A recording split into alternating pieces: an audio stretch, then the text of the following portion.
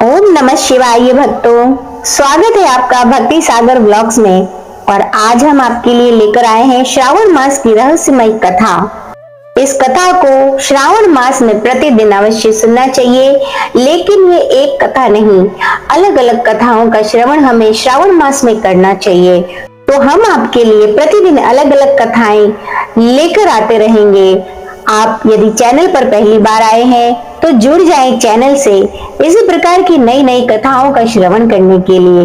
क्या आप जानते हैं, श्रावण मास की एक ऐसी कथा है जहां एक बालक ने अनजाने में शिव को प्रसन्न कर दिया और बदले में शिव ने उसे दिया मृत्यु पर भी विजय का वरदान। एक साधारण दिन, एक आम परिवार और एक अद्भुत घटना जिसने श्रावण मास में बना दिया देवों को प्रिय मास।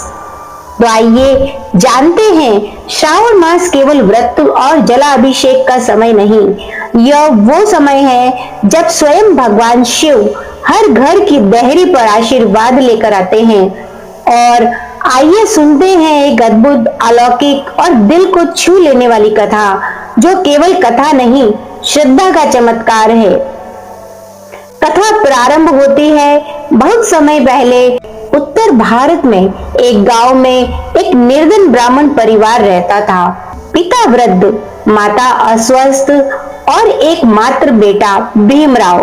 भीमराव स्वभाव से शांत पर भीतर से जिज्ञासु और गहरे भक्ति भाव से भरा हुआ था। उसका मन हमेशा यही सोचता था कि क्या मैं भगवान को देख सकता हूँ, क्या मैं शिव से बात कर सकता हूँ।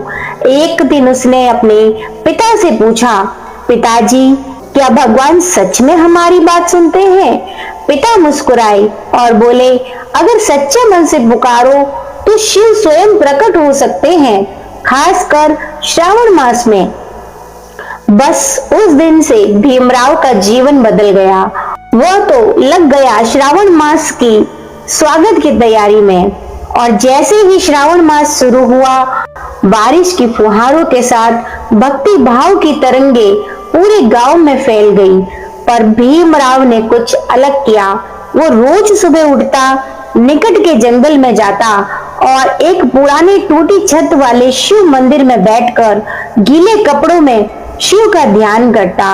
उसके पास न फूल थे, न बेलपत्र और न दूध। उसने सिर्फ जल और अपना निर्मल प्रेम चढ़ाया। धीरे धीरे गांव वालों ने देखा कि भीमराव के चेहरे पर एक अलग ही प्रकाश फैल रहा है। उसकी आवाज में शांति, उसकी आंखों में कोई अदृश्य शक्ति थी।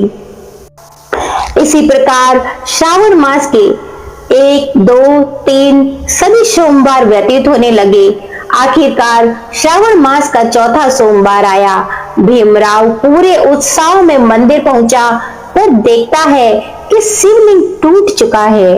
उसका हृदय कांप उठा, आंखों में आंसू बह निकले।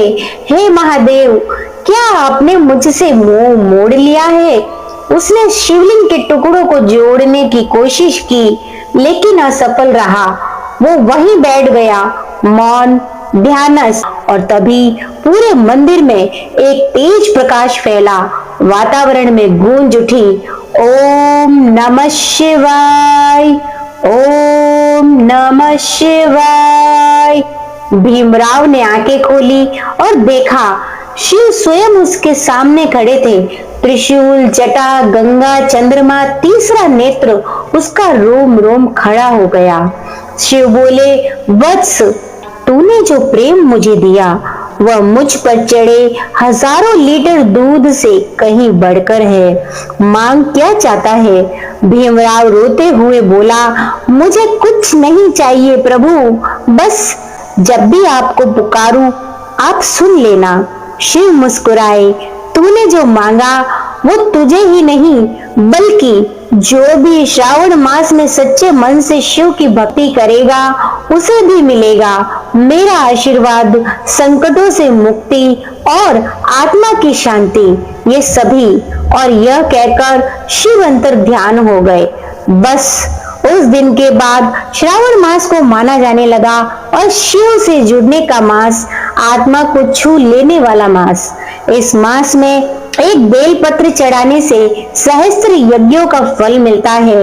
एक लोटा जल चढ़ाने पे पाप कटते हैं और एक बार ओम नमः शिवाय बोलने से शिव स्वयं पास आ जाते हैं।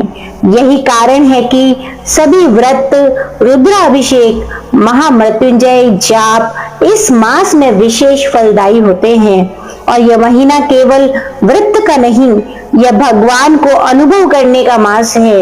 इसीलिए मैंने इस मास की विशेषता को ध्यान में रखते हुए इसकी पूरी मंत्रोच्चारण पूजा विधि का एक वीडियो अपने चैनल पे अपलोड किया है, जो कि आप जरूर देखें और जानें कि हर एक मंत्र को हमें किस प्रकार जाप करना है और किस प्रकार हमें शिव को प्रसन्न करने की पूजा विधि करनी है।